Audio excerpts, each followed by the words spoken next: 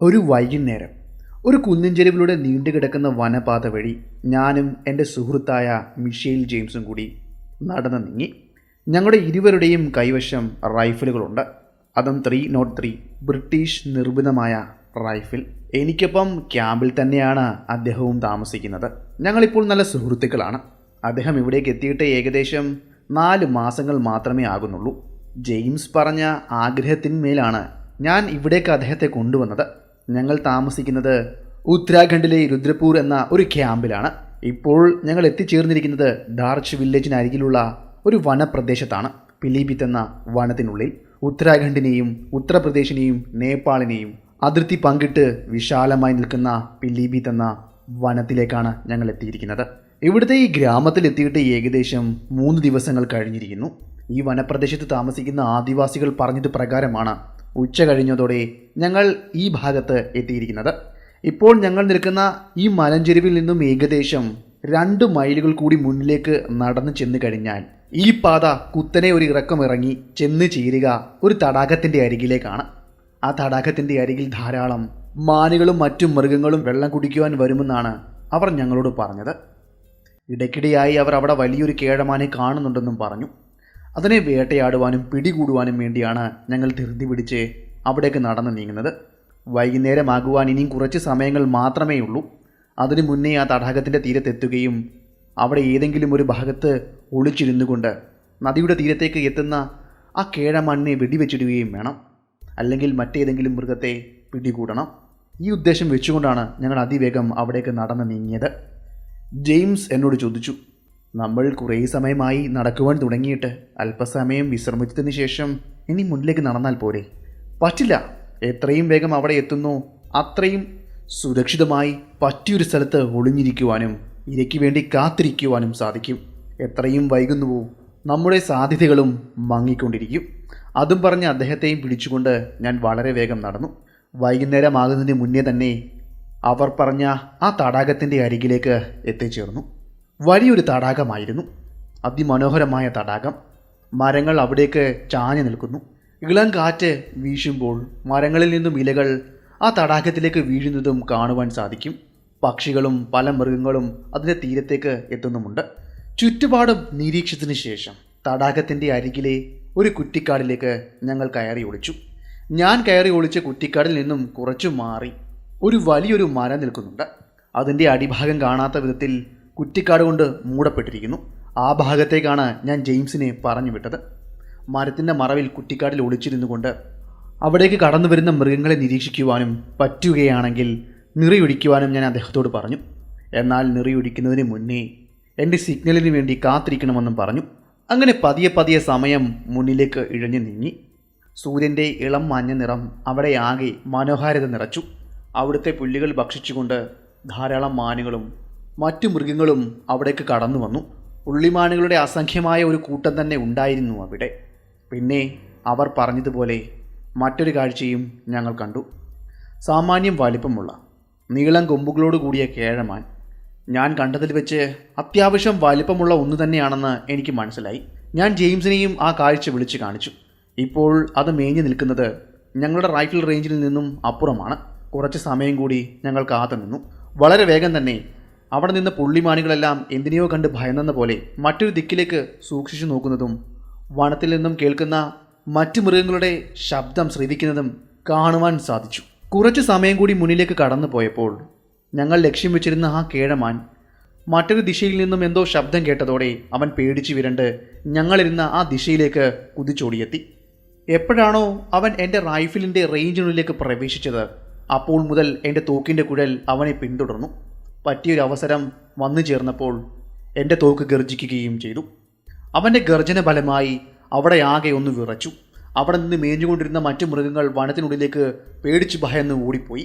അതിന് പിന്നാലെ പേടിച്ചരണ്ട് ഭയന്നു പോയ ഒരു കടുവയുടെ ഗർജനവും അവിടെ കേട്ടു. അതേത് ദിശയിൽ നിന്നാണെന്നും മനസ്സിലാക്കുവാൻ സാധിച്ചില്ല. ഒരു പക്ഷേ ആ കടുവയെ കണ്ടുകൊണ്ടായിരിക്കണം ഇവൻ ഞങ്ങൾക്കരികിലേക്ക് ഓടിയെത്തിയത്.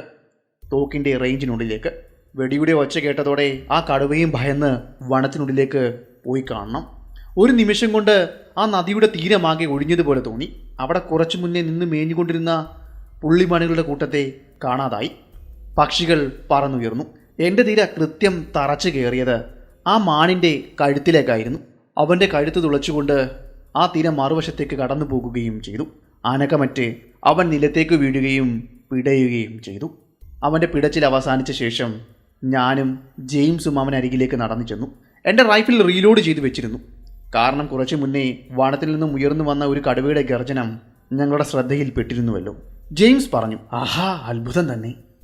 ഞാൻ കണ്ടതിൽ വെച്ച് ഏറ്റവും വലിപ്പമേറിയ കേഴമാൻ തന്നെയാണിത്. ഇവൻ്റെ കൊമ്പുകളുടെ വലിപ്പം നീ കണ്ടില്ലേ? ഞാൻ അത്യധികം സന്തോഷത്തിലാണ്. എന്നാൽ എൻ്റെ കണ്ണുകൾ പോയത് ഇവനിലേക്കായിരുന്നില്ല. അവിടെ നിന്ന് മേഞ്ഞുകൊണ്ടിരുന്ന പുള്ളിമാനുകളുടെ മേലായിരുന്നു എൻ്റെ കണ്ണുകൾ അത്രയും. അവയിലൊന്നിനെ വെടിവെച്ചിട്ടാൻ കഴിഞ്ഞിരുന്നുവെങ്കിലെന്ന് ഞാൻ ആഗ്രഹിച്ചു പോയിരുന്നു. ഞാനപ്പോൾ അവനെ ആശ്വസിപ്പിച്ചു. ഇനിയുമുണ്ടല്ലോ, മറ്റൊരിക്കലാകട്ടെ. ഇപ്പോൾ ഇരുട്ടുന്നതിന് മുന്നേ തന്നെ ഇവിടുന്ന് കുറച്ചു മാറി നമ്മൾ നിർത്തിയിരിക്കുന്ന ആ സംഘത്തെ വിളിച്ചു വരുത്തണം. ഞങ്ങൾക്കൊപ്പം അവിടേക്കെത്തിയ ഒരു ചെറിയൊരു സംഘത്തെ ഏകദേശം 1 മൈലുകൾക്കപ്പുറം ഞാൻ നിർത്തിയിരുന്നു. വെടിവെച്ച കേൾക്കുമ്പോൾ ഈ ഭാഗത്തേക്ക് എത്തണമെന്ന് അവരെ പറഞ്ഞ് ചട്ടവും കിട്ടിയിരുന്നു. 3/4 മണിക്കൂർ കഴിഞ്ഞ് കാണണം. വെടിവെച്ച കേട്ട് ഞങ്ങൾ അവിടെ നിർത്തിയ ഏകദേശം 7-8 വരുന്ന ഗ്രാമത്തിലെ ആളുകൾ അവിടേക്കെത്തി. ഞങ്ങൾ പിടികൂടിയ ആ മാനിൻ്റെ ശരീരം കണ്ട് അവർ ആഹ്ലാദത്തോടെ ഞങ്ങൾക്കരികിലേക്ക് ഓടിയെത്തി. അവർ തുള്ളിച്ചാടി. വളരെ വേഗം തന്നെ എവിടുന്നോ വലിയൊരു കമ്പ് കൊണ്ടുവരികയും മാനിൻ്റെ കാലുകൾ കൂട്ടിക്കെട്ടി അതിൽ വെച്ചുകൊണ്ട് ചുമന്നുകൊണ്ട് ഞങ്ങളുടെ പിറകെ ഞങ്ങളെ അനുഗമിച്ചുകൊണ്ട് ഗ്രാമത്തിലേക്ക് വരികയും ചെയ്തു. ഞങ്ങൾക്കൊപ്പം ഇതിൽ പങ്കെടുത്തതിന് ഇതിൽ നിന്നും നല്ലൊരു മാംസത്തിൻ്റെ ഭാഗം തന്നെ അവർക്ക് കിട്ടുമെന്നും അറിയാമായിരുന്നു. അതുകൊണ്ടായിരിക്കണം അവരുടെ മുഖത്ത് സന്തോഷം വിരിഞ്ഞത്. പിറ്റേ ദിവസം ഞാനും ജെയിംസും അവിടെ നിന്നും ഞങ്ങളുടെ ക്യാമ്പിലേക്ക് മടങ്ങി. വൈകുന്നേരമായപ്പോഴേക്കും ഞങ്ങൾ ക്യാമ്പിൽ എത്തിച്ചേരുകയും ചെയ്തു. ക്യാമ്പിൽ എത്തിയപ്പോൾ എൻ്റെ ഒരു സുഹൃത്ത് ഞങ്ങൾക്കരികിലേക്ക് വരികയും താങ്കളെ ക്യാമ്പ് മേധാവിയായ ലിയോണ നിക്കോള തിരക്കിയെന്നും താങ്കൾ വരികയാണെങ്കിൽ അദ്ദേഹത്തെ വന്ന് കാണണമെന്നും പറഞ്ഞു എന്ന് പറഞ്ഞു. കാര്യം എന്താണെന്ന് എനിക്ക് മനസ്സിലായില്ല.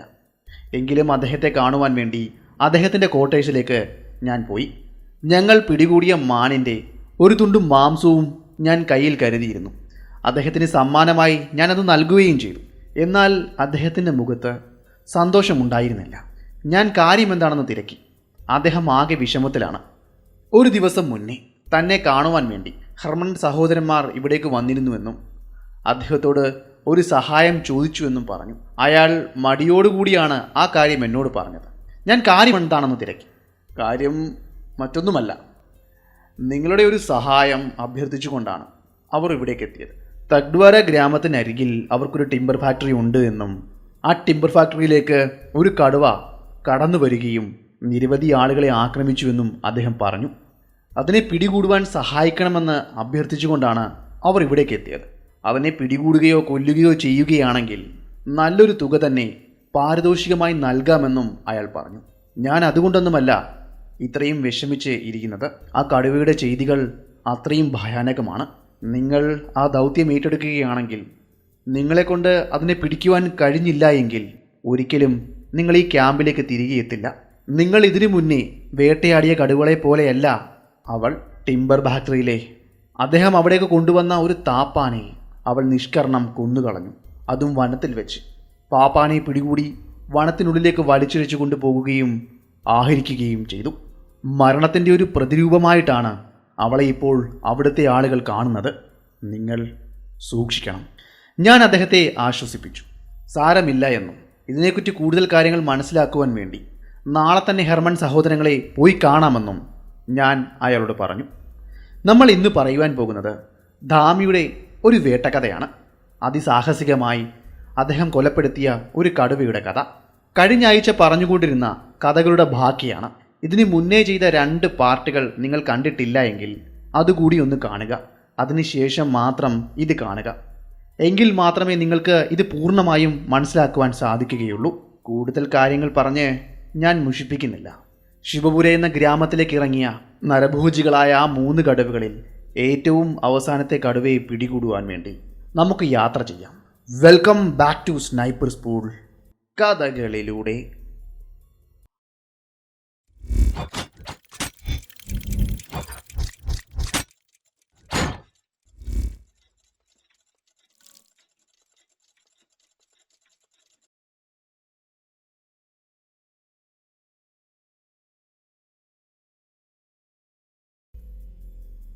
ഹെർമൻ സഹോദരങ്ങളുടെ ഓഫീസിലേക്ക് ഞാൻ എത്തി. അവരെ കാണുകയും അവരോട് സംസാരിക്കുകയും ചെയ്തു. അവരോട് സംസാരിച്ചതിൽ നിന്നും എനിക്ക് മനസ്സിലാക്കുവാൻ സാധിച്ച കാര്യം ഇതാണ്: അവർക്കിതുകൂടാതെ മറ്റ് 2 ടിമ്പർ ഫാക്ടറികൾ കൂടിയുണ്ട്. അതിലൊരിടത്ത് ഇതിന് മുന്നേ ഒരു കടുവയുടെ ആക്രമണം ഉണ്ടായ സമയത്ത് ഞാൻ തന്നെ ആയിരുന്നു പോയതെന്നും അവിടെ നിന്നും ആ കടുവയെ പിടികൂടിയതെന്നും അവർ പറഞ്ഞു. വർഷങ്ങൾക്ക് മുന്നെയാണ് ഇത് സംഭവിച്ചിരിക്കുന്നത്. ആ സമയത്ത് തങ്ങളുടേത് ആയിരുന്നില്ല ആ ടിമ്പർ ഫാക്ടറി എന്നും പിന്നീട് അതവർ വാങ്ങിക്കുകയായിരുന്നുവെന്നും പറഞ്ഞു.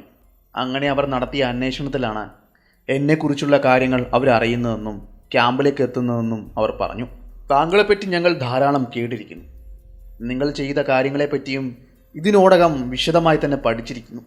ആനകളെയും പുലികളെയും കടുവകളെയും മനുഷ്യന് വിനയായിത്തീരുന്ന മറ്റു മൃഗങ്ങളെയും നിങ്ങൾ വേട്ടയാടാറുണ്ടല്ലോ. ഇവിടെയും നിങ്ങൾ ഞങ്ങളെ സഹായിക്കണം. അവിടുത്തെ ഗ്രാമീണർ തികച്ചും നിസ്സഹായ അവസ്ഥയിലാണ് ഇപ്പോൾ ഉള്ളത്. നിരവധി പേരെയാണ് ആ കടുവ ഇതിനോടകം പിടികൂടിയിരിക്കുന്നത്. മുന്നേ ഏകദേശം 3 കടുവകളുണ്ടായിരുന്നു. ഒരു തള്ളക്കടുവയും അതിന് 2 കുഞ്ഞുങ്ങളും. അവ 3ഉം നരഭോജികൾ തന്നെയായിരുന്നു. 2 കുഞ്ഞുങ്ങൾ ഇതിനോടകം കൊല്ലപ്പെട്ടിരിക്കുന്നു. മാസങ്ങൾക്ക് മുന്നേ അവളുടെ 2ാമത്തെ കുഞ്ഞും കൊല്ലപ്പെട്ടു. അതൊരു ആനയുടെ ആക്രമണത്തിലായിരുന്നു. കർമ്മലി എന്ന ഗ്രാമത്തിനടുത്ത് വനത്തിലൂടെ കുറച്ചു ദൂരം സഞ്ചരിച്ച് കഴിയുമ്പോൾ ഒരു ആന ക്യാമ്പ് ഉണ്ടായിരുന്നു. അവിടേക്ക് എത്തിയതായിരുന്നു ആ കടുവ. അവിടേക്കെത്തിയ കടുവയെ അവിടെ ഉണ്ടായിരുന്ന ഒരു താപ്പാന ചുരുട്ടിയെടുത്ത് നിലത്തടിക്കുകയും കൊല്ലുകയും ചെയ്തു. ഞങ്ങൾ ആ ക്യാമ്പിൽ പോയിരുന്നു. അവരുടെ സഹായം തേടിയിരുന്നു. അവിടെ 5 താപ്പാനകൾ ഉണ്ടായിരുന്നു. അവിടെ ആളുകളെയും പാപ്പാന്മാരെയെല്ലാം ഞങ്ങളുടെ ടിമ്പർ ഫാക്ടറിയിലേക്ക് ഞങ്ങൾ ക്ഷണിച്ചിരുന്നു. അവർക്ക് ജോലിയും നൽകിയിരുന്നു. അതിൻ്റെ ഭാഗമായി 3 ആഴ്ചകൾക്ക് മുന്നേ അവർ തഗ്ഡ്വാര എന്ന ഗ്രാമത്തിലേക്ക് എത്തുകയും ഞങ്ങളുടെ ടിമ്പർ ഫാക്ടറിയിലേക്ക് ചെല്ലുകയും ചെയ്തു. അതുവരെ അടച്ചിട്ടിരുന്ന ടിമ്പർ ഫാക്ടറി വൃത്തിയാക്കുകയും മുടങ്ങിക്കിടന്ന കാര്യങ്ങൾ ചെയ്യുകയും ചെയ്തു. ലോറികൾ, ആളുകൾ അവിടേക്ക് പാഞ്ഞെത്തി. താപ്പാനെ ഭയന്നുകൊണ്ട് കടുവ ഇവിടേക്ക് എത്തില്ല എന്നായിരുന്നു അവരെല്ലാം വിശ്വസിച്ചിരുന്നത്. ആഴ്ചകളോളം അങ്ങനെ തന്നെയാണ് ഞങ്ങളും കരുതിയത്. ലോറികളിലേക്ക് തടി കയറ്റുകയും കാട്ടിൽ പോയി ആനകൾ തടി പിടിച്ചുകൊണ്ടുവരികയും എല്ലാം ചെയ്യുമായിരുന്നു. അതിനൊന്നും യാതൊരു ശല്യവും ഉണ്ടായിരുന്നില്ല. അപ്പോഴൊന്നും ആ കടുവ അവിടേക്ക് എത്തിപ്പോലും നോക്കിയിരുന്നില്ല. പതിയെ പതിയെ ഞങ്ങളെല്ലാവരും ആ കടുവയെ വിസ്മരിക്കുവാൻ തുടങ്ങിയിരുന്നു. ഭയത്തിൽ നിന്നും മുക്തമാകുവാൻ തുടങ്ങിയിരുന്നു. അങ്ങനെ നിൽക്കുന്ന സമയമാണ് ഈയൊരു സംഭവം അവിടെ നടന്നത്.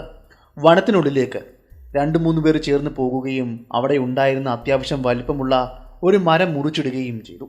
ഞാൻ നിങ്ങളോട് പറഞ്ഞിരുന്നില്ലേ, ഒരാന അവളുടെ കുഞ്ഞിനെ കൊന്നു എന്ന കാര്യം? അതേ ആനയും അതിൻ്റെ പാപ്പാനും കൂടിയാണ് വനത്തിനുള്ളിലേക്ക് ആ മരം പിടിച്ചുകൊണ്ടുവരുവാൻ വേണ്ടി പോയത്. സാമാന്യം വലിപ്പമുള്ള ഒരു ആന തന്നെയാണ്. ലക്ഷണമൊത്ത കൊമ്പുകളും ഉറച്ച ശരീരവും കറുകറുത്ത നിറവുമായിരുന്നു ഉണ്ടായിരുന്നത്. ഒറ്റ നോട്ടത്തിൽ ആരുടെയും മനം കവരുന്ന ഒരു കൊമ്പൻ തന്നെയായിരുന്നു അത്. ഏതൊരാനയും അവനെ കണ്ടാൽ ഭയന്ന് വിറയ്ക്കും. അത്രയും തലയെടുപ്പായിരുന്നു അവനുണ്ടായിരുന്നത്. വനത്തിലേക്ക് ചെന്ന സമയം ആ തടി കെട്ടി വലിച്ചുകൊണ്ട് അവർ കുറച്ചു ദൂരം സഞ്ചരിച്ചു. അപ്പോഴാണ് പിന്നിൽ നിന്നും ഒരു കടുവയുടെ ഉഗ്രമായ ഗർജനം അവർ കേൾക്കുവാനിടയായത്. അയാൾക്കൊപ്പം പോയ ആ സഹായി ഭയന്ന് വിറച്ച് അടുത്തുണ്ടായിരുന്ന ഒരു വലിയ മരത്തിൻ്റെ മുകളിലേക്ക് വലിഞ്ഞു കയറി. ആനപ്പുറത്തിരിക്കുന്ന പാപ്പാനുണ്ടോ ഭയം. അവൻ തൻ്റെ കൊമ്പനെ ആ കടുവയ്ക്ക് നേരെ നയിച്ചു. അങ്ങനെ അവളും ആ കൊമ്പനും നേർക്ക് നേരെ വന്നു. ചീറിക്കൊണ്ട് ആ കടുവ തൻ്റെ പല്ലുകൾ കാട്ടി ആ ആനയ്ക്ക് ചുറ്റും തൻ്റെ കോപം ജ്വലിക്കുന്ന കണ്ണുകൾ കൊണ്ട് നോക്കി നടന്നു. അവളുടെ നോട്ടം അപ്പോഴും ആനയുടെ മുകളിൽ ഇരിക്കുന്ന ആ പാപ്പാനെയായിരുന്നു. എന്നാൽ ആനയുടെ നോട്ടം ആ കടുവയെയും. ഇനിയും ഏത് നിമിഷവും എന്തും സംഭവിക്കാം. നിശ്ചലനായി ആ മരത്തിന് മുകളിൽ നിന്ന് അയാൾ ആ കാഴ്ചകൾ കണ്ടു. ആനപ്പാപ്പാൻ ആനയെ ആജ്ഞാപിച്ചു, മക്കളെ, അവളെ ചുറ്റിയെടുത്ത് നിലത്തേക്ക് അടിക്കുക, കൊമ്പുകൊണ്ട് കുത്തി ഭയപ്പെടുത്തി ഓടിക്കുക. ആന തൻ്റെ തുമ്പിക്കൈ ഉയർത്തി ചിഹ്നം വിളിച്ചുകൊണ്ട് ആ കടുവയ്ക്ക് നേരെ ചാർജ് ചെയ്തു. അവൾ ചാടി മാറുകയും ആനയുടെ പുറത്തേക്ക് ചാടിക്കയറുവാൻ നോക്കുകയും ചെയ്തു. കടുവയുടെ കൂർത്ത നഖങ്ങൾ ആനയുടെ പിൻഭാഗത്ത് വലിയ മുറിപ്പാടുകൾ സമ്മാനിച്ചു. വേദനയാൽ ആന നിലവിളിച്ചു. അതിവേഗം ആ കടുവ അടുത്തുണ്ടായിരുന്ന ഒരു കുറ്റിക്കാടിലേക്ക് പോയി മറഞ്ഞു. രോക്ഷാകുലനായ ആ കാട്ടാന ചിഹ്നം വിളിച്ചുകൊണ്ട് അവിടെയാകെ ആ കടുവയെ തിരക്കി. കൊടുന്നനെ കുറ്റിക്കാടിൽ മറഞ്ഞിരുന്ന കടുവ തൻ്റെ പിൻകാലുകളിൽ കുതിച്ച് ആനയുടെ വശത്തേക്ക് ചാടി വീഴുകയും മാന്തിപ്പറിക്കുകയും കടിക്കുകയും ചെയ്തു. ആന തൻ്റെ കാലുകൾ കൊണ്ട് ആ കടുവയെ തൊഴിച്ച് ദൂരേക്കെറിഞ്ഞു. വീണ്ടും ആ കുറ്റിക്കാടിനുള്ളിലേക്ക് ആ കടുവ മറഞ്ഞു. അവൻ്റെ മുരൾച്ചയും ഗർജനവും അവിടെയാകെ ഒരു ഭയാനകമായ അന്തരീക്ഷം തീർത്തു. പേടിച്ച് വിറച്ചുകൊണ്ട് ആനക്കാരൻ്റെ സഹായി ആ കാഴ്ചകൾ കണ്ടുകൊണ്ട് ആ മരത്തിൻ്റെ മുകളിൽ അനങ്ങാതെയിരുന്നു. എന്നാൽ പാപ്പാനൊട്ടും ഭയമുണ്ടായിരുന്നില്ല. ഇതിനു മുന്നേയും തനിക്ക് നേരെ ഉണ്ടായ ആക്രമണം ആന നിഷ്പ്രയാസം തടുത്തതാണ്. ആ കടുവയെ ചുരുട്ടിയെടുത്ത് നിലത്തടിച്ചു കൊന്നതുമാണ്. അതുകൊണ്ട് ആ ആത്മവിശ്വാസത്തിൽ അയാൾ ഭയം തെല്ലുമില്ലാതെ ആനയെ നയിച്ചു. കടുവയുടെ മുരൾച്ച പല ഭാഗങ്ങളിൽ നിന്നും കേൾക്കുവാൻ തുടങ്ങി. ഓരോ സമയം മാറുമ്പോഴും പിന്നിൽ നിന്നും വശങ്ങളിൽ നിന്നുമെല്ലാം ആ കടുവയുടെ ഗർജനം മാറി മാറി കേട്ടു. പിന്നെ കൊടുന്നനെ അതവിടെ സംഭവിച്ചു. കടുവയെ തിരക്കുന്നതിൻ്റെ കൂട്ടത്തിൽ കടുവ ആനയുടെ മുന്നിലൂടെ തൻ്റെ മസ്തകത്തിന് നേരെ ഉയർന്നു ചാടുകയും അവൻ്റെ ശക്തിയേറിയ കൂർത്ത നഖങ്ങളുള്ള ആ കൈകൾ കൊണ്ട് മസ്തകത്തിലടിച്ച് ആനയെ നിലത്തിടുകയും ചെയ്തു. അവളുടെ ആ ശക്തിയേറിയ അടിയിൽ ആനയുടെ അടി തെറ്റി. അവൻ ചരിഞ്ഞു വീണു. പുറത്തിരുന്ന പാപ്പാൻ വശം തെറ്റി നിലത്തേക്ക് പതിക്കുകയും ചെയ്തു. വളരെ പ്രയാസപ്പെട്ട് ദൂരേക്ക് തെറിച്ചു വീണ ആ പാപ്പാൻ വളരെ ബുദ്ധിമുട്ടി പ്രയാസപ്പെട്ട് വീണ് കിടക്കുന്ന തൻ്റെ ആനയുടെ അരികിലേക്ക് വന്നു. അദ്ദേഹത്തിന് നേരെ ചൊവ്വേ നടക്കുവാൻ പോലും സാധിക്കുന്നുണ്ടായിരുന്നില്ല. അങ്ങനെ നിൽക്കുന്ന അവസരത്തിൽ അനക്കമറ്റു കിടക്കുന്ന തൻ്റെ ആനയെ നോക്കി അയാൾ ഉച്ചത്തിൽ അലറി കരഞ്ഞു. അത്ര മാത്രമേ ആ മരത്തിലിരുന്ന ആൾക്ക് കാണുവാൻ സാധിച്ചുള്ളൂ. പിന്നീട് കണ്ടത് മഞ്ഞുകുടലിൽ കറുത്ത വരകളോടുകൂടിയ ആ ഭീമാകാരമായ കടുവ അയാൾക്ക് മുകളിലേക്ക് ചാടി വീഴുന്നതും കടിച്ചു കുടഞ്ഞുകൊണ്ട് അടുത്തുണ്ടായിരുന്ന കുറ്റിക്കാട്ടിലേക്ക് കയറി മറയുന്നതുമാണ്. പേടിയോടെ ഭയത്തോടെ ആ നടുക്കുന്ന കാഴ്ചകളെല്ലാം കണ്ടുകൊണ്ട് ഒരക്ഷരം പോലും ഉരിയാടാതെ അയാൾ മരത്തിന് മുകളിൽ മണിക്കൂറുകളോളം കഴിച്ചുകൂട്ടി. കടുവ പൂർണ്ണമായി അവിടെ നിന്നും പോയി കഴിഞ്ഞു എന്ന് ഉറപ്പ് വന്ന ശേഷമാണ് അയാൾ താഴേക്കിറങ്ങിയത്. അയാളുടെ ആ പ്രിയപ്പെട്ട ആനയെ അയാൾ ഒന്ന് നോക്കി. അവന് ചെറിയൊരു അനക്കം മാത്രമായിരുന്നു അവശേഷിച്ചിരുന്നത്. കടുവയുടെ അടികിട്ടിയ ഭാഗത്തു നിന്നും രക്തം ഒലിച്ചിറങ്ങുന്നുണ്ടായിരുന്നു. ഒന്നനങ്ങുവാൻ പോലും കഴിയാതെ ആ കൊമ്പൻ അവിടെ കിടന്നു. പിന്നെ ഒട്ടും സമയം പാഴാക്കിയില്ല. അയാൾ അവിടെയെല്ലാം ആ പാപ്പാനെ തിരക്കി. ആനയുടെ വശത്തു നിന്നും കുറ്റിക്കാടിനുള്ളിലേക്ക് വലിച്ചിഴച്ചു കൊണ്ടുപോയ രക്തം കലർന്ന ഒരു പാത അയാൾക്ക് കാണുവാൻ സാധിച്ചു. അതോടെ പിന്നീട് അവിടെ നിൽക്കുവാൻ അയാൾ ഭയന്നു. വളരെ വേഗം തന്നെ ആ ടിമ്പർ ഫാക്ടറി ലക്ഷ്യമാക്കി അയാൾ ഓടിക്കിതച്ചെത്തി. പോകുന്ന വഴിയിൽ പലയിടത്തും അയാൾ മറിഞ്ഞു വീണിരുന്നു. അയാളുടെ ദേഹമാകെ പരിക്ക് പറ്റിയാണ് ടിമ്പർ ഫാക്ടറിയിലേക്ക് ഓടിയെത്തിയത്. നിലവിളിച്ചുകൊണ്ട് ഓടിയെത്തിയ ആളെ അവിടുത്തെ ആളുകൾ സമാധാനപ്പെടുത്തുകയും ഫാക്ടറിക്കുള്ളിലേക്ക് കൊണ്ടുപോകുകയും ചെയ്തു. ധാരാളം വെള്ളവും തുടയ്ക്കാൻ തുണിയും അവർ നൽകി. അയാളുടെ ശരീരമാകെ രക്തം പൊടിക്കുന്നുണ്ടായിരുന്നു. അവിടെയും ഇവിടെയുമെല്ലാം കമ്പുകളും കൂർത്ത മറ്റെന്തോ എല്ലാം കൊണ്ട് മുറിഞ്ഞിരുന്നു. ആളുകൾ അയാളെ സമാധാനപ്പെടുത്തി. നടന്ന കാര്യം എന്താണെന്ന് തിരക്കി. നടന്ന കാര്യം എന്താണെന്ന് അയാൾ പതിയെ പതിയെ അവരോട് പങ്കുവച്ചു. കേട്ടവർ ഞെട്ടിപ്പോയി.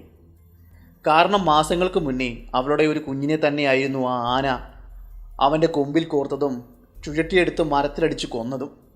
അതിന് പ്രതികാരം ചെയ്തതാണെന്നാണ് അവിടുത്തെ ആളുകൾ വിശ്വസിച്ചത്. പിന്നീട് ഒരു നിമിഷം പോലും അവിടെ ചിലവഴിക്കുവാൻ അവർ തയ്യാറായില്ല. വളരെ വേഗം തന്നെ തക്കുട്വാര എന്ന ആ ഗ്രാമത്തിലേക്ക് പോകുകയും അവിടെ നിന്നും അവരവരുടേതായ ഗ്രാമങ്ങളിലേക്ക് അവർ പിരിഞ്ഞു പോകുകയും ചെയ്തു. വീണ്ടും ആ ടിമ്പർ ഫാക്ടറി അവിടെ അടഞ്ഞു കിടന്നു. ഓരോ ദിവസം കഴിയും തോറും ഒരുപാട് ധനനഷ്ടമാണ് അവർക്കുണ്ടാകുന്നതെന്നും ഈ കടുവയെ പിടികൂടുകയാണെങ്കിൽ നിങ്ങൾക്ക് നല്ലൊരു തുക പാരിതോഷികമായി നൽകാമെന്നും ടിമ്പർ ഫാക്ടറി ഉടമകളായ ഹെത്മൻ ബ്രദേഴ്സ് എന്നോട് പറഞ്ഞു. ഞാൻ അതിന് സമ്മതം മൂളി. പിറ്റേ ദിവസം തന്നെ ശിവപുര എന്ന ഗ്രാമത്തിലേക്ക് ഞാൻ പുറപ്പെട്ടു. എനിക്ക് വേണ്ട സൗകര്യങ്ങളെല്ലാം ഒരുക്കിയിരുന്നത് ശിവപുര എന്ന ഗ്രാമത്തിലാണ്. അതുമാത്രമല്ല, അവളുടെ ഏറ്റവും കൂടുതൽ ആക്രമണവും നടന്നിരിക്കുന്നത് ആ ഗ്രാമത്തിലാണ്. അതുകൊണ്ടാണ് ഹെർമൻ സഹോദരങ്ങൾ എനിക്ക് താമസിക്കുവാനുള്ള സൗകര്യങ്ങളെല്ലാം ആ ഗ്രാമത്തിൽ ചെയ്തു തന്നിരിക്കുന്നത്. അവിടെ അന്വേഷിക്കുകയാണെങ്കിൽ ആ കടുവയെ പറ്റിയുള്ള കൂടുതൽ കാര്യങ്ങൾ എനിക്കറിയുവാൻ സാധിക്കുമെന്നും അവർ പറഞ്ഞു. നിങ്ങൾക്ക് വേണ്ട കാര്യങ്ങളെല്ലാം വളരെ വ്യക്തമായി തന്നെ അവിടുത്തെ ഗ്രാമത്തലവൻ നിങ്ങൾക്ക് പറഞ്ഞു തരും. അതുപോലെ നിങ്ങൾക്ക് വേണ്ട സഹായങ്ങളെല്ലാം അയാൾ ഒരുക്കി തരികയും ചെയ്യും. 2 ദിവസം കഴിഞ്ഞ് കാണണം ഞാൻ ശിവപുരിയിലേക്ക് എത്തിച്ചേർന്നു. നേരം പുലർന്നു വരുന്നതേ ഉണ്ടായിരുന്നുള്ളൂ. ഇക്കുറി ഈ കടുവയെ വേട്ടയാടാൻ പോയപ്പോൾ ജെയിംസും എനിക്കൊപ്പം വരണമെന്ന് നിർബന്ധം പിടിച്ചു. അങ്ങനെ അയാളെയും ഞാൻ എനിക്കൊപ്പം കൊണ്ടുവന്നു. ഇതിനു മുന്നേ ഒരു കടുവയെ പിടിച്ചുള്ള യാതൊരു പരിചയവും അദ്ദേഹത്തിന് ഉണ്ടായിരുന്നില്ല. എന്നാലും ഒരു കൗതുകത്തിനാണ് അയാൾ എനിക്കൊപ്പം കൂടിയത്. അപകടം പിടിച്ച കാര്യമാണെന്നും ഒരുപക്ഷെ ജീവൻ പോയേക്കാമെന്ന് പോലും ഞാൻ അയാളോട് പറഞ്ഞിരുന്നു. അതൊന്നും വകവയ്ക്കാതെയാണ് അയാൾ എനിക്കൊപ്പം അവിടേക്ക് എത്തിയത്. എന്തായാലും ഗ്രാമത്തിൻ്റെ കവാടത്തിൽ തന്നെ ഉണ്ടായിരുന്ന ഒരു ഗ്രാമീണനോട് ഞാൻ ആരാണെന്നും ഞാൻ വന്നിരിക്കുന്നതിൻ്റെ ഉദ്ദേശം എന്താണെന്നും പറഞ്ഞു. അപ്പോൾ തന്നെ അയാളുടെ മുഖത്ത് വിരിഞ്ഞ സന്തോഷം ഒന്ന് കാണേണ്ടത് തന്നെയായിരുന്നു. ഒട്ടും താമസിക്കാതെ തന്നെ അയാൾ ഞങ്ങളെ അവിടുത്തെ ഗ്രാമത്തലവൻ്റെ വീട്ടിലേക്ക് കൂട്ടിക്കൊണ്ടുപോയി. പറഞ്ഞറിയിക്കാൻ വയ്യ, അതിമനോഹരമായ ഒരു കൊച്ചു ഗ്രാമം തന്നെയായിരുന്നു ഇത്. ഇവിടുത്തെ ആളുകളുടെ സഹകരണം അത് വാക്കുകൾക്കപ്പുറമാണ്. പിന്നെ മറ്റൊരു കാര്യം കൂടി ഞങ്ങൾ ശ്രദ്ധിച്ചിരുന്നു. അവിടുത്തെ പല കുടിലുകളും ഒഴിഞ്ഞിരിക്കുന്നു. ആഴ്ചകളോ മാസങ്ങളോ ആയി കാണും അവിടുത്തെ ആളുകൾ അവിടം ഉപേക്ഷിച്ച് മറ്റിടങ്ങളിൽ പോയിട്ട്. എനിക്കൊപ്പം ഗ്രാമത്തലവൻ്റെ വീട്ടിലേക്ക് നടന്നു വന്ന അയാളോട് ഞാൻ വിശദമായി തന്നെ ഇതിനെപ്പറ്റി സംസാരിച്ചു. കടുവയുടെ ശല്യം തുടങ്ങിയപ്പോൾ കുറച്ച് ജീവൻ അവളും അവളുടെ രാക്ഷസ പിള്ളാരും കൂടി എടുത്തപ്പോൾ ഇവിടെ നിന്ന് പലരും ഈ ഗ്രാമം ഉപേക്ഷിച്ച് മറ്റ് പല സ്ഥലങ്ങളിലേക്കും പലായനം ചെയ്തു പോയി. ഈ പ്രശ്നമെല്ലാം പരിഹരിക്കുകയാണെങ്കിൽ അവരിവിടേക്ക് തിരികെ എത്തും. ഇല്ല എങ്കിൽ ഈ ഗ്രാമം ഉപേക്ഷിച്ചുകൊണ്ട് ഞങ്ങൾക്കും പോകേണ്ടതായി വരും. ഇത് പറഞ്ഞപ്പോൾ അയാളുടെ കണ്ണുകൾ നിറയുന്നുണ്ടായിരുന്നു. എന്ത് വിശ്വസിച്ച് സാഹിബ്, ഞാനും എൻ്റെ കുടുംബവും ഇവിടെ താമസിക്കും.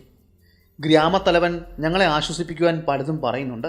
എങ്കിലും നിങ്ങൾ വന്നപ്പോഴാണ് ഞങ്ങൾക്ക് അല്പം പ്രതീക്ഷ ഉണ്ടായത് തന്നെ. ഞങ്ങൾ അവിടുത്തെ ഗ്രാമത്തലവൻ്റെ കുടിലിന് മുന്നിൽ എത്തിച്ചേർന്നു. അയാൾ ഗ്രാമത്തലവനെ വിളിച്ചു. അദ്ദേഹം കുടിലിൽ നിന്നും പുറത്തേക്ക് ഇറങ്ങി വന്നു. ഞങ്ങളെ അദ്ദേഹത്തിൻ്റെ കുടിലിനുള്ളിലേക്ക് കൊണ്ടുപോയി. ഞാൻ ഗർനാഥ്, ഇവിടുത്തെ ഗ്രാമത്തിൻ്റെ ഗ്രാമത്തലവനാണ്. ഹർമൺ സഹോദരങ്ങൾ നിങ്ങളെപ്പറ്റി കൂടുതൽ കാര്യങ്ങൾ ഞങ്ങളോട് പറഞ്ഞിരുന്നു. അവരൊരിക്കൽ ഇവിടെ വരികയും ചെയ്തിരുന്നു. നിങ്ങൾ ഇവിടെ വരുമെന്നും നിങ്ങൾക്ക് വേണ്ട സഹായങ്ങളെല്ലാം ചെയ്തു കൊടുക്കണമെന്നും അവർ പറഞ്ഞിരുന്നു. നിങ്ങൾക്ക് താമസിക്കുവാൻ വേണ്ടി എൻ്റെ കുടിലിനടുത്ത് തന്നെയാണ് ഞാൻ താമസ സൗകര്യം ഒരുക്കിയിരിക്കുന്നത്.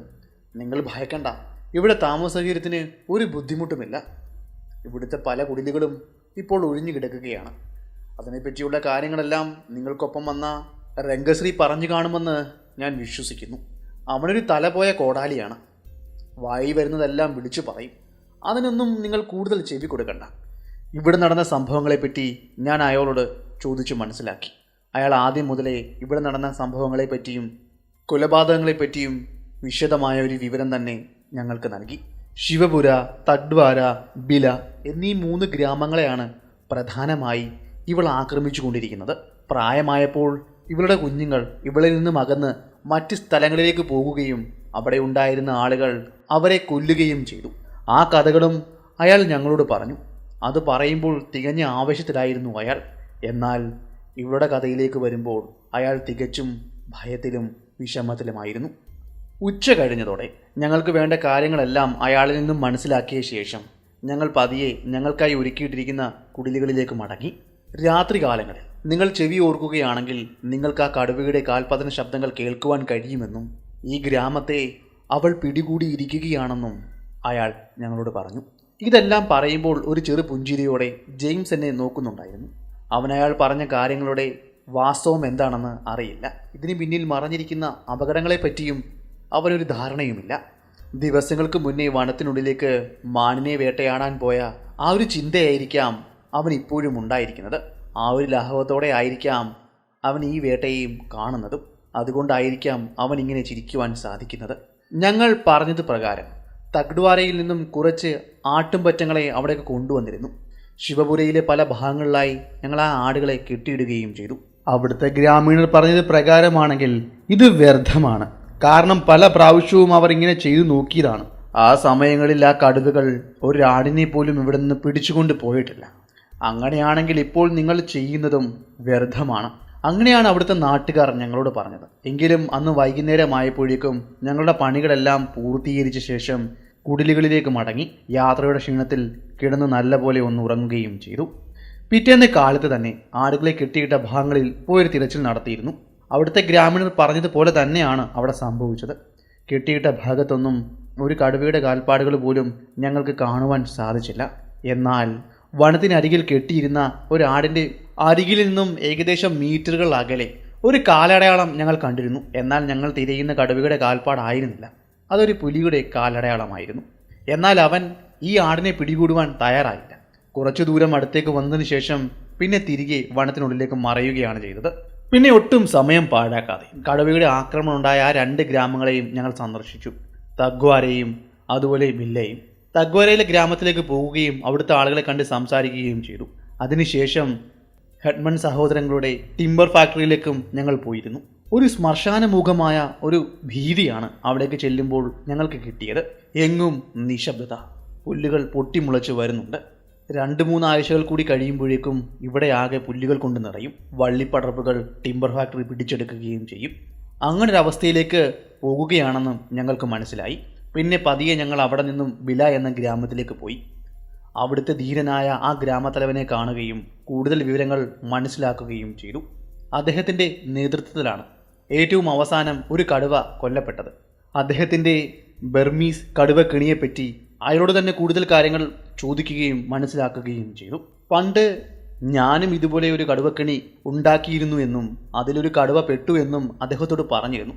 ഞങ്ങൾ വീണ്ടും കുറേ കാര്യങ്ങൾ സംസാരിക്കുകയും കൂടുതൽ സമയം അവിടെ ചെലവഴിക്കുകയും ചെയ്തു. അന്നത്തെ രാത്രിയിൽ അവിടെ തങ്ങാമെന്ന് അദ്ദേഹം പറഞ്ഞു. അയാളുടെ പേര് രാംഗംഗ എന്നാണെന്നും ഞങ്ങൾക്ക് താമസിക്കാനുള്ള സൗകര്യങ്ങളെല്ലാം അദ്ദേഹം ഒരുക്കി തരികയും ചെയ്തു. പിന്നെ അന്ന് രാത്രിയിൽ ഞങ്ങൾക്ക് അവിടെ നടന്ന സംഭവങ്ങളെപ്പറ്റി കൂടുതൽ വിവരങ്ങൾ അയാൾ നൽകി. ആദ്യമായി ആ കടുവയും അവളുടെ കുഞ്ഞുങ്ങളും പ്രത്യക്ഷപ്പെട്ടത് ഞങ്ങളുടെ ഗ്രാമത്തിനരികിലുള്ള വനത്തിലാണെന്നും ഇവിടെ നിന്നും ഞങ്ങൾ അവരെ ഭയപ്പെടുത്തി ഓടിക്കുകയായിരുന്നുവെന്നും അയാൾ പറഞ്ഞു.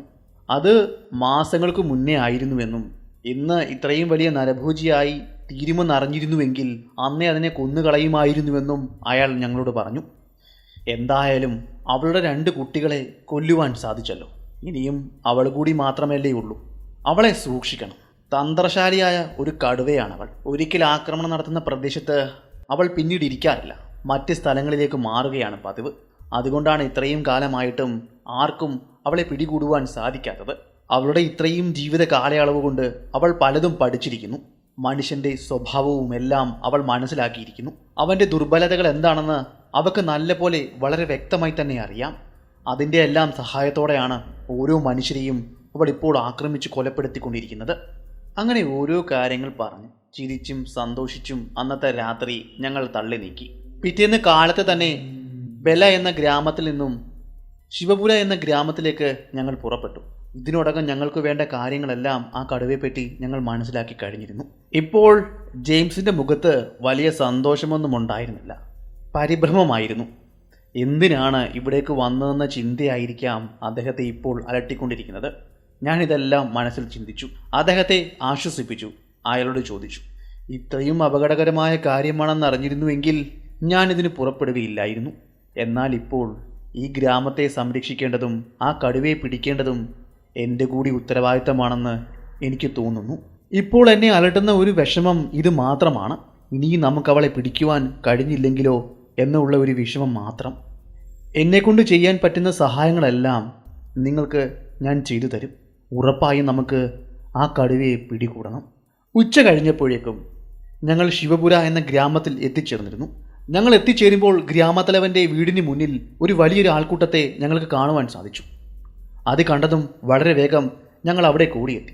ഗംഗാറാം കരയുന്ന കാഴ്ചയാണ് എനിക്ക് കാണുവാൻ സാധിച്ചത്. കാര്യം എന്താണെന്ന് ഞാൻ അവരോട് തിരക്കി. അതിലൊരാൾ നടന്ന സംഭവം എന്താണെന്ന് ഞങ്ങളോട് പറഞ്ഞു. ശിവപുരയുടെ അരികിലൂടെ ഒഴുകുന്ന ഗർവ നദിയുടെ മറുകരയിലാണ് ദക്ഷിപ്പൂർ എന്ന ഗ്രാമം സ്ഥിതി ചെയ്യുന്നത്. നമ്മുടെ ഘർനാഥിൻ്റെ മകളെ വിവാഹം കഴിച്ചു വിട്ടിരിക്കുന്നത് ആ ഗ്രാമത്തിലേക്കാണ്. ആഴ്ചകൾ കഴിഞ്ഞിരിക്കുന്നു. ഇന്നാണ് അവളും അവളുടെ ഭർത്താവും കൂടി ഞങ്ങളുടെ ഗ്രാമത്തിലേക്ക് വരുവാൻ വേണ്ടി അവിടെ നിന്നും പുറപ്പെട്ടത്. എന്നാൽ വരുന്ന വഴിയിൽ കിർവ നദി മുറിച്ചു കടന്ന് അവർ മറുകരയിലേക്ക് എത്തിയതും അവിടെ നിന്ന് കുറച്ചു ദൂരം സഞ്ചരിച്ചു വന്നതും ആ കടുവ അവർക്ക് നേരെ ആക്രമണം അഴിച്ചുവിട്ടു. ചീറി അടുത്തുകൊണ്ട് ആ കടുവ അവർക്ക് നേരെ അലറി വന്നു. അവർ ഇരുവരും ഭയന്നു. ഗ്രാമത്തിലേക്കുള്ള വഴിയിലൂടെ അവർ ഇരുവരും ഒരുമിച്ച് അവരെ കൊണ്ടാവുന്ന വിധം ഓടി. എന്നാൽ ആ കടുവയ്ക്ക് മുന്നിൽ അവർ പകച്ചു വീണു.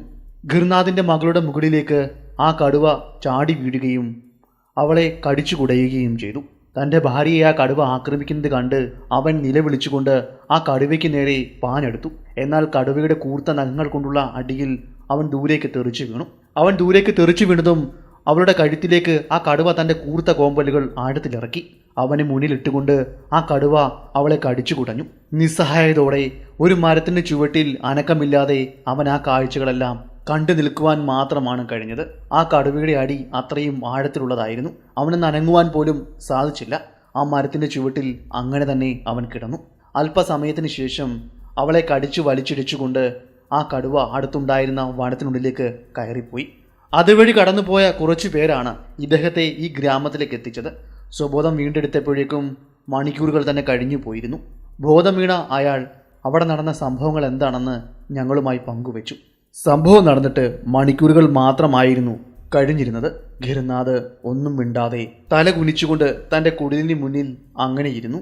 അദ്ദേഹത്തെ ഞങ്ങൾ ഒന്ന് ആശ്വസിപ്പിച്ചതിന് ശേഷം ഒട്ടും സമയം കളയാതെ ആ കടുവയെ തേടി സംഭവം നടന്ന ആ പ്രദേശത്തേക്ക് സഞ്ചരിച്ചു.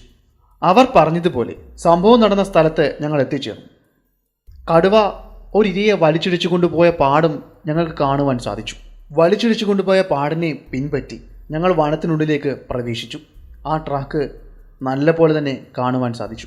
പുല്ലുകൾ അമർത്തി മണ്ണിലുരസി വലിച്ചിടിച്ചു കൊണ്ടുപോയ പാടും രക്തത്തുള്ളികളും അരിഞ്ഞ പുൽനാമ്പുകളും എല്ലാം വളരെ വ്യക്തമായിരുന്നു. അധിക ദൂരം ആ കടുവ ആ ശരീരം വലിച്ചിടിച്ചു കൊണ്ട് പോയി കാണുമെന്ന് ജെയിംസ് എന്നോട് പറഞ്ഞു. ഞാൻ അതിനെ ശരിയും വെച്ചു. കാരണം കടുവകൾ ഒരിക്കലും തൻ്റെ ഇരയെ വേട്ടയാടുന്ന സ്ഥലത്ത് വെച്ച് ഭക്ഷിക്കാറില്ല. അവിടെ നിന്നും കുറേ ദൂരം വലിച്ചിടിച്ചു കൊണ്ട് പോയി മാത്രമാണ് അത് ആഹരിക്കുന്നത്.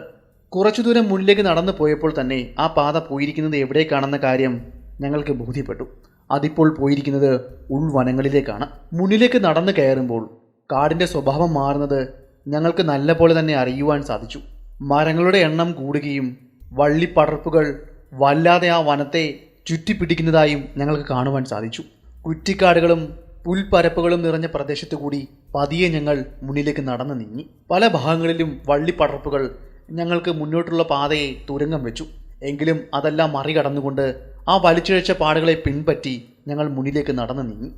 അവസാനം അതെത്തിച്ചേർന്നത് ഒരു വലിയ മരത്തിന് ചുവട്ടിലുണ്ടായിരുന്ന ഒരു കുറ്റിക്കാടിനരികിലേക്കാണ്. അവിടെ എത്തി ആ പാട് പൂർണ്ണമായും അവസാനിച്ചതായി ഞങ്ങൾക്ക് കാണുവാൻ സാധിച്ചു. ദൂരെ നിന്ന് തന്നെ മനസ്സിലാക്കിയ ഞങ്ങൾ അവിടെ ഉണ്ടായിരുന്ന ഒരു വലിയ മരത്തിന് പിന്നിലേക്ക് ഒളിച്ചിരിക്കുകയും ആ കടുവയുടെ സാന്നിധ്യം അവിടെ ഉണ്ടോ എന്ന് പരിശോധിക്കുകയും ചെയ്തു. അല്പസമയം പരിശോധിച്ചതിൽ നിന്നും കടുവയുടെ സാന്നിധ്യം അവിടെ ഇല്ല എന്ന് ഉറപ്പുവരുത്തിയ ഞങ്ങൾ പതിയെ ആ കുറ്റിക്കാടിനരികിലേക്ക് നടന്നു. കുറ്റിക്കാടിനുള്ളിൽ കൊല്ലപ്പെട്ട നിലയിൽ കണ്ടെത്തിയ ആ ശരീരം ഗിർനാഥിൻ്റെ മകളുടേത് തന്നെയാണെന്ന് ഞങ്ങൾ ഉറപ്പുവരുത്തി. ശരീരത്തിൽ നിന്നും ഒരു തുണ്ട് മാംസം പോലും അവൾ ആഹരിച്ചിരുന്നില്ല. അവൾ തിടുക്കത്തിൽ ഈ ശരീരം ഇവിടെ ഉപേക്ഷിച്ച് മറ്റെവിടേക്കെങ്കിലും പോയിരിക്കുകയായിരിക്കാം. അല്ലെങ്കിൽ ഇതിന് പിന്നാലെ മനുഷ്യൻ വരുന്നെന്ന വിവരം അവൾക്ക് മനസ്സിലായി കാണണം. അതുകൊണ്ട് ഇരയെ ഉപേക്ഷിച്ച് അവൾ ഇവിടുന്ന് കടന്നു കളഞ്ഞതായിരിക്കാം. എന്തായാലും ഈ വിവരം ഗ്രാമത്തിലുള്ളവരെ അറിയിക്കണം. പിന്നെ ഒട്ടും സമയം പാഴാകില്ല. ഞങ്ങൾ വന്ന വഴി അത്രയും തിരികെ നടന്നു. സംഭവം നടന്ന സ്ഥലത്തു നിന്നും ഏകദേശം 2.5 മൈൽ അകലെയാണ് ഇപ്പോൾ ശരീരം കിടന്നിരിക്കുന്നത്. ഗ്രാമത്തിലെത്തിയ ഞങ്ങൾ ഈ വിവരം ഗ്രാമീണരെ അറിയിച്ചു. ഗ്രാമത്തിലുള്ളവർ അപ്പോൾ തന്നെ ആ ശരീരം വീണ്ടെടുക്കുവാൻ വേണ്ടി അവിടേക്ക് പുറപ്പെടുവാൻ തുനിഞ്ഞു. ഞാൻ അവരെ തടുത്തു. ഇന്നത്തെ ഒരു രാത്രി കൂടി എനിക്ക് നിങ്ങൾ അനുവദിക്കുകയാണെങ്കിൽ ഒരു പക്ഷേ ആ കടുവയെ എനിക്ക് പിടികൂടുവാൻ സാധിക്കുമെന്ന് ഞാൻ അവരോട് പറഞ്ഞു. ഗിർനാഥ് ആദ്യമൊക്കെ അതിനെ വിസമ്മതിച്ചുവെങ്കിലും ഗ്രാമത്തിലുള്ള ആളുകളുടെയും എൻ്റെയും എല്ലാം തുടരെയുള്ള അഭ്യർത്ഥനയ്ക്ക് ശേഷം അദ്ദേഹം സമ്മതം മൂളി. അദ്ദേഹത്തിൻ്റെ കണ്ണുകൾ നിറഞ്ഞു തുളുമ്പുന്നുണ്ടായിരുന്നു. വൈകുന്നേരമായപ്പോഴേക്കും ഞാൻ ജെയിംസിനെ ഗ്രാമത്തിൽ നിർത്തി ഒറ്റയ്ക്ക് ആ വനത്തിനുള്ളിലൂടെ സംഭവം നടന്ന സ്ഥലത്തേക്ക് പോകുവാൻ തീരുമാനിച്ചു. ഗ്രാമത്തിലുള്ള ആളുകൾ എന്നെ വിലക്കി. അവരും കൂടെ അവിടം വരെ വരുമെന്നും നിങ്ങളെ സുരക്ഷിതമായി ആ മരത്തിൻ്റെ മുകളിൽ ഇരുത്തിയതിന് ശേഷം മാത്രമേ മടങ്ങുകയുള്ളൂ എന്നും അവർ വാശി പിടിച്ചു. അവസാനം അവരുടെ വാശിക്ക് മുന്നിൽ ഞാൻ വഴങ്ങിക്കൊടുത്തു.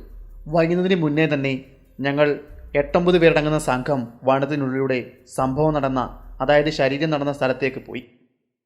ആ കടുവ ഇതുവരെയും അവിടേക്ക് മടങ്ങി വന്നതിൻ്റെ യാതൊരു ലക്ഷണവും അപ്പോഴും അവിടെ ഉണ്ടായിരുന്നില്ല. കുറ്റിക്കാടിനുള്ളിൽ തന്നെ ശരീരം കിടക്കുകയായിരുന്നു. അവിടെയുള്ളവർ ആ ശരീരം വന്ന് കാണുകയും അടുത്തുണ്ടായിരുന്ന ഒരു മരത്തിന് മുകളിലേക്ക് എന്നെ സുരക്ഷിതമായി ഇരുത്തുകയും ചെയ്തു. ഞാൻ പറഞ്ഞത് പ്രകാരം അവർ അവിടെ നിന്നും തിരികെ ഗ്രാമത്തിലേക്ക് മടങ്ങി. പുലർച്ചെ തന്നെ ഇവിടേക്ക് മടങ്ങി വരാമെന്നും അവർ പറഞ്ഞു. ജെയിംസിന് ഒട്ടും മനസ്സുണ്ടായിരുന്നില്ല തിരികെ ഗ്രാമത്തിലേക്ക് പോകുവാൻ. എങ്കിലും എൻ്റെ നിർബന്ധത്തിൽ അദ്ദേഹം വഴങ്ങി ഗ്രാമത്തിലേക്ക് തന്നെ മടങ്ങിപ്പോയി. സമയം ഇപ്പോൾ ഏകദേശം 4 മണി കഴിഞ്ഞ് കാണണം. ഞാൻ ആ കടുവയ്ക്ക് വേണ്ടിയുള്ള കാത്തിരിപ്പിലാണ്. ഇതുവരെയും ആ കടുവ ഇവിടേക്ക് മടങ്ങിയെത്തിയതിൻ്റെ യാതൊരു ലക്ഷണവുമില്ല. ആ ശരീരം തേടി ആളുകൾ ഇവിടേക്ക് മടങ്ങിയെത്തുമെന്ന് അവൾക്ക് നല്ലപോലെ അറിയാമായിരിക്കാം. മടങ്ങിയെത്തുകയാണെങ്കിൽ മനുഷ്യൻ ഈ ശരീരം കൊണ്ടുപോകുമെന്നും അവൾക്കറിയാം. ഒരു പക്ഷേ മടങ്ങിയെത്തിയില്ല എങ്കിൽ അവൾ ഇവിടേക്ക് രാത്രിയുടെ മറവിൽ മടങ്ങിയെത്തുകയും ഈ ശരീരം ആഹരിക്കുകയും ചെയ്യും. ഇങ്ങനെയുള്ള ഒരു കണക്കൂടലിലായിരിക്കാം അവൾ ഇവിടെ നിന്നും കടന്നു പോയിരിക്കുക. സമയം പതിയെ മുന്നിലേക്ക് ഇഴഞ്ഞു നീങ്ങി. കൊച്ചു പക്ഷികളും കാട്ടുമൃഗങ്ങളുമെല്ലാം അതുവഴി കടന്നു പോകുന്നതും എനിക്ക് കാണുവാൻ സാധിച്ചു. എല്ലാം നോക്കിക്കണ്ടുകൊണ്ട് ഞാൻ ചെവികളും കണ്ണുകളും കൂർപ്പിച്ച് ആ മരത്തിന് മുകളിൽ ചിലവഴിച്ചു. മണിക്കൂറുകൾ കടന്നുപോയി. സൂര്യൻ പടിഞ്ഞാറൻ ചക്രവാളത്തിലേക്ക് പൂർണ്ണമായും അസ്തമിച്ചു. തറനിരപ്പിൽ നിന്നും ഞാനിരിക്കുന്ന കൊമ്പിലേക്ക് വരെയുള്ള ഉയരം ഏകദേശം കഷ്ടിച്ച് കൊമ്പിൽ നിന്നും താഴേക്ക് തൂക്കിയിട്ടിരുന്ന എൻ്റെ കാൽ പതിയെ ഉയർത്തുകയും മരത്തിലേക്ക് പൊക്കി വയ്ക്കുകയും ചെയ്തു. ഇനിയും ഒരു പക്ഷേ എൻ്റെ സാന്നിധ്യം മനസ്സിലാക്കി മരത്തിനരികിലേക്ക് ആ കടുവ വരികയും ചാടുകയും ചെയ്താൽ പോലും എൻ്റെ കാലിൽ പിടികിട്ടാതിരിക്കുവാൻ വേണ്ടിയാണ് ഞാൻ അങ്ങനെ ചെയ്തത്. കുറച്ചുകൂടി ഉയരത്തിലേക്ക് പോകാം എന്ന് കരുതിയാൽ രാത്രിയുടെ കട്ടി കൂടി വരുമ്പോൾ ആ കടുവ അവൻ പിടിച്ചിട്ട ഇരയിലേക്ക് വരികയാണെങ്കിൽ അതിന് വ്യക്തമായി കാണുവാൻ സാധിക്കില്ല എന്ന ബോധ്യമുള്ളത് കൊണ്ടാണ് ഞാൻ ഈ ശിഖരം തന്നെ തിരഞ്ഞെടുത്തത്. ആ കുറ്റിക്കാടും പരിസര പ്രദേശവും വളരെ വ്യക്തമായി തന്നെ അരണ്ട വെളിച്ചത്തിൽ എനിക്ക് കാണുവാൻ സാധിക്കുമായിരുന്നു. ആ കടുവ കടന്നു വരുവാൻ ഇടയുള്ള ആ വഴിയിലേക്ക് ഞാൻ ഉറ്റുനോക്കിയിരുന്നു. വനത്തിനുള്ളിൽ നിന്നും ഒരു കേഴമാൻ്റെ ഒച്ച അവിടെ ഉയർന്നു കേട്ടു. മാംസഭോജിയായ ഏതോ ഒരു മൃഗത്തെ കണ്ടുകൊണ്ടുള്ള ഒച്ചയാണെന്നും അതൊരു പക്ഷേ ഇവൾ തന്നെയാകാമെന്നും ഞാൻ കണക്കുകൂട്ടി. പിന്നീട് ആ കേഴമാനിൻ്റെ അലർച്ച അകന്നകന്ന് പോകുന്നതും എനിക്ക് വ്യക്തമായി കേൾക്കുവാൻ സാധിച്ചു. പിന്നെ നീണ്ടു നിന്നത് നിശബ്ദതയുടെ നിമിഷങ്ങളായിരുന്നു. മണിക്കൂറുകൾക്ക് ശേഷം ആ കടുവയുടെ സാന്നിധ്യം എനിക്ക് മനസ്സിലാക്കുവാൻ സാധിച്ചു. ഞാനിരുന്ന മരത്തിന് അടിയിലൂടെ ഏതോ ഒരു ജീവി നടന്നു പോകുന്നതിൻ്റെ കാലൊച്ച ഞാൻ വളരെ വ്യക്തമായി തന്നെ കേട്ടു. വളരെ ആയാസപ്പെട്ട് ഞാൻ താഴേക്ക് നോക്കിയെങ്കിലും എനിക്കൊന്നും തന്നെ കാണുവാൻ കഴിഞ്ഞിരുന്നില്ല. നരഭോജിയായ കടുവയുടെ മുൻകരുതലുകളാണ് അതിനെല്ലാം കാരണമെന്നും ഞാൻ മനസ്സിലാക്കി. അവൻ ഓരോ ചുവടും വളരെ ശ്രദ്ധാപൂർവമാണ് മുന്നിലേക്ക് വെക്കുന്നതെന്നും എനിക്കറിയുവാൻ സാധിച്ചിരുന്നു. ഇതുവരെയുള്ള എൻ്റെ വേട്ട ജീവിത അനുഭവത്തിൽ നിന്നും മനസ്സിലാക്കിയ കാര്യങ്ങളാണ് ഇവയെല്ലാം. മിനിറ്റുകൾ മണിക്കൂറുകൾ പോലെയാണ് എനിക്ക് തോന്നിയത്. ഞാനിരുന്ന മരത്തിന് ചുവട്ടിൽ ഏതോ ഒരു ജീവി നിൽക്കുന്നതായും എന്നെ തന്നെ രൂക്ഷമായി നോക്കുന്നതായും എനിക്ക് തോന്നി. വളരെ പ്രയാസപ്പെട്ട് മരത്തിന് ചുറ്റുപാടും ഞാൻ നിരീക്ഷിച്ചുവെങ്കിലും എനിക്കൊന്നിനെയും കാണുവാൻ സാധിച്ചില്ല. ഞാൻ പതിയെ ആ മരക്കൊമ്പിൽ എഴുന്നേറ്റ് നിന്നു. മരത്തിൻ്റെ തടിയിലേക്ക് ചാരി നിന്നു. എൻ്റെ കൈവശമുണ്ടായിരുന്ന ഒരു നീളൻ തുണി കൊണ്ട് ആ മരത്തെയും എന്നെയും തമ്മിൽ ബന്ധിപ്പിച്ചു നിർത്തി. ഒരു കാരണവശാലും നിലത്തേക്ക് വീണു പോകാതിരിക്കുവാൻ വേണ്ടിയായിരുന്നു ഞാൻ അങ്ങനെ ചെയ്തത്. പതിയെ ഞാൻ ആ മരത്തിൻ്റെ കൊമ്പിലേക്ക് ഇരുന്നു. കാലുകൾ പൊക്കി വയ്ക്കുകയും ചെയ്തു. ആ ശരീരം കിടക്കുന്ന ഭാഗത്തേക്ക് ഞാൻ എൻ്റെ റൈഫിൾ ചൂണ്ടി. ഇനിയും ഏത് നിമിഷവും ആ കടുവ അവിടേക്ക് കടന്നു വരുമെന്നും കുറ്റിക്കാടിനുള്ളിൽ പുതച്ചു വച്ചിരിക്കുന്ന ശരീരം വലിച്ചു പുറത്തിടുകയും അത് ആഹരിക്കുകയും ചെയ്യുമെന്നും ഞാൻ കണക്ക് കൂട്ടി. എൻ്റെ കണക്കുകൂട്ടലുകളെല്ലാം തെറ്റിച്ചുകൊണ്ട് ഞാനിരുന്ന മരത്തിൻ്റെ തടിയിൽ അവൾ മാന്തുന്നതിൻ്റെയും കയറുവാൻ ശ്രമിക്കുന്നതിൻ്റെയും ശബ്ദങ്ങൾ ഞാൻ കേട്ടു. പതിയെ ഞാൻ നിലത്തേക്ക് നോക്കി. ഞാനിരുന്ന മരത്തിന് താഴെ അരണ്ട വെളിച്ചത്തിൽ ചാര നിറത്തോടു കൂടിയ ഒരു ജീവി നടന്നു നീങ്ങുന്നതും മരത്തിലേക്ക് കയറുവാൻ ശ്രമിക്കുന്നതും എനിക്ക് കാണുവാൻ സാധിച്ചു. സൂക്ഷ്മമായി ഞാൻ അവിടേക്ക് നോക്കി. അവൻ്റെ രണ്ട് തിളങ്ങുന്ന കണ്ണുകൾ അരണ്ട വെളിച്ചത്തിൽ എനിക്ക് കാണുവാൻ സാധിച്ചു. ഞാൻ പതിയെ എൻ്റെ റൈഫിൽ അതിന് ചുവട്ടിലേക്ക് ചൂണ്ടി. എന്നാൽ അല്പസമയത്തെ അവളുടെ പ്രയത്നം ഉപേക്ഷിച്ചുകൊണ്ട് അവൾ പതിയെ പമ്മി ആ കുറ്റിക്കാടിനരികിലേക്ക് നടന്നു നീങ്ങി. അതിനുശേഷം കുറ്റിക്കാടിനുള്ളിൽ കടന്നിരുന്ന ആ ശരീരം കടിച്ചെടുക്കുകയും പുറത്തേക്ക് വലിച്ചിഴച്ചു കൊണ്ടുവരികയും ചെയ്തു. ഞാൻ എൻ്റെ റൈഫിൽ പതിയെ തോളിലേക്കെടുത്ത് ഉയർത്തി വയ്ക്കുകയും ആ കടുവയുടെ തലയ്ക്ക് നേരെ ചൂണ്ടുകയും ചെയ്തു. ആ കടുവ ആ ശരീരം വലിച്ചിഴച്ച് പുറത്തു കൊണ്ടിടുകയും അതിനെ ഭക്ഷിക്കുവാൻ വേണ്ടി അതിൻ്റെ സമീപത്തേക്ക് കിടന്നപ്പോഴേക്കും എൻ്റെ റൈഫിൽ ഗർജിച്ചു. പുകയും ഒരു മിന്നലും ആ തിര മുന്നിലേക്ക് പായിച്ചു. ശബ്ദഗർജനങ്ങൾക്കപ്പുറം ആ കടുവയുടെ തലയിലേക്ക് ആ തിര തുളച്ചു കയറി. മുരണ്ടുകൊണ്ട് ആ കടുവ നിലത്ത് കിടന്നൊന്ന് പിടയുകയും പിന്നെ പിടച്ചിൽ അവസാനിപ്പിക്കുകയും ചെയ്തു. അരണ്ട വെളിച്ചത്തിൽ ഒരു ചാരനിറമുള്ള ഒരു ജീവി ആ ശരീരത്തിനരികിൽ കിടക്കുന്നത് വ്യക്തമായി തന്നെ കാണുവാൻ എനിക്ക് കഴിഞ്ഞിരുന്നു. എന്നാൽ ഞങ്ങൾ ഉദ്ദേശിച്ച ആ കടുവ തന്നെയാണോ അത് എന്ന് മനസ്സിലാക്കുവാൻ ഇപ്പോൾ സാധിക്കുകയില്ല. കാരണം അത്രയ്ക്കും വെട്ടം കുറവാണ്. നേരം പുലരുന്നതുവരെ ഞാൻ ആ മരത്തിൻ്റെ കൊമ്പിൽ കാത്തിരുന്നു. പ്രകാശകിരണത്തിൻ്റെ ആദ്യ കിരണങ്ങൾ ഭൂമിയിലേക്ക് വന്ന് പതിച്ചതും ഞാൻ മരത്തിൽ നിന്നും പതിയെ താഴേക്കിറങ്ങി. അവിടെ ചത്തു മനച്ചു കിടന്ന കടുവയുടെ അരികിലേക്ക് നടന്നു. ഗ്രാമത്തിലെ ആളുകളും എനിക്ക് കിട്ടിയ അടയാളങ്ങളും ശരിയാണെന്ന് എനിക്ക് മനസ്സിലായി. അവർ പറഞ്ഞ ആ നരഭോജിയായ രാക്ഷസി ഇവൾ തന്നെയാണെന്ന കണക്കുകൂട്ടലിൽ ഞാൻ എത്തിച്ചേർന്നു. അവിടെ കണ്ട കാലടയാളങ്ങൾ ഞാൻ പരിശോധിച്ചു. ഗ്രാമത്തിൻ്റെ സമീപത്തു നിന്നും കണ്ടെത്തിയ കാൽപ്പാടുകൾ ഇവളുടെ തന്നെയാണെന്നും ഞാൻ മനസ്സിലാക്കി. അവളുടെ ശരീരം ഞാൻ പരിശോധിച്ചു. ഉള്ള യാതൊരു പാടുകളോ മുറിവുകളോ ഒന്നും അവൾക്കുണ്ടായിരുന്നില്ല. പിന്നെ എന്തുകൊണ്ടാണ് അവൾ ഇങ്ങനെ നരഭോജിയായി തീർന്നതെന്ന് മനസ്സിലാക്കുവാൻ എനിക്ക് കഴിഞ്ഞില്ല. പിന്നീട് ഞാൻ എത്തിച്ചേർന്ന നിഗമനം ഇങ്ങനെയായിരുന്നു. നരഭോജിയായ ഇവളുടെ ഇണയുടെ സ്വഭാവത്തിൽ നിന്നുമായിരിക്കാം ഇവൾക്കും മനുഷ്യ മാംസത്തോട് ഇത്രയും ആഗ്രഹം വന്നത്. താരതമ്യേന ദുർബലരായ ഇരയെ പിടിക്കുവാനും വളരെ എളുപ്പമാണല്ലോ. അതുകൊണ്ടായിരിക്കാം അവൾ മനുഷ്യരെ മാത്രം വേട്ടയാടുവാൻ വേണ്ടി മനുഷ്യർ താമസിക്കുന്ന സെറ്റിൽമെൻറ്റുകളിലേക്ക് കടന്നു കയറിയത്, അവളുടെ കുട്ടികളെയും അതിനുവേണ്ടി പരിശീലിപ്പിച്ചത്. അങ്ങനെയാണെങ്കിൽ അധികം വൈകാതെ തന്നെ ഒരിക്കൽ കൂടി ഇവിടേക്ക് വരേണ്ട ആവശ്യം വരുമെന്ന് ഞാൻ മനസ്സിൽ പറഞ്ഞു. അതെല്ലാം നോക്കി ഞാൻ അവിടെ നിൽക്കുന്ന സമയമായപ്പോഴേക്കും ഗ്രാമത്തിൽ നിന്നും ഒരു കൂട്ടം ആളുകൾ സംഭവം നടന്ന സ്ഥലത്തേക്ക് എത്തിയിരുന്നു. അവർ വന്നപ്പോൾ കണ്ട കാഴ്ച ഗ്രാമത്തലവൻ്റെ മകൾക്കൊപ്പം ആ കടുവയുടെ ശരീരവും അവിടെ കിടക്കുന്നതാണ്. സന്തോഷം അവരുടെ മനസ്സിലുണ്ടായിരുന്നുവെങ്കിലും അതിനേക്കാൾ വലിയൊരു ദുഃഖം അവിടെ കിടക്കുന്നത് കൊണ്ട് അവർ സന്തോഷത്തിൽ മതിമറന്നില്ല. ആ കടുവയുടെയും ഗ്രാമത്തലവൻ്റെ മകളുടെ ശരീരവും എടുത്തുകൊണ്ട് അവർ ഗ്രാമത്തിലേക്ക് മടങ്ങി. ഗ്രാമത്തലവന് മുന്നിൽ ഇരു ശവശരീരങ്ങളും വയ്ക്കുകയും അയാളുടെ മകൾക്കൊപ്പം അതിനെ അടക്കം ചെയ്യുകയും ചെയ്തു. അവിടുത്തെ ഗ്രാമീണരും ഹെർമൻ ബ്രദേഴ്സും എന്നോട് പറഞ്ഞ കടുവ ആനയെ കൊന്നുവെന്ന് പറയുന്ന കഥ ഞാൻ വിശ്വസിച്ചില്ല. എനിക്കിപ്പോഴും അതിലൊരുപാട് സംശയങ്ങളുണ്ട്. എന്നാലും അവർ പറയുന്നത് വിശ്വസിക്കുക എന്നത് മാത്രമായിരുന്നു എൻ്റെ മുന്നിലുള്ള ഒരേ വഴി. അവർ പറയുന്ന കഥകൾക്കിടയിലും പല കെട്ടുകഥകളും ഏച്ചുകെട്ടുകളും ഉണ്ടാകുമല്ലോ. അതെല്ലാം കണക്കിലെടുത്ത് വേണം നമ്മൾ ഓരോ കഥയും കാണുവാനും മുന്നിലേക്ക് കൊണ്ടുപോകുവാനും. അങ്ങനെ ശിവപുരയിലെ 3 നരഭോജികളുടെ കഥ ഇവിടം കൊണ്ട് അവസാനിക്കുകയാണ്.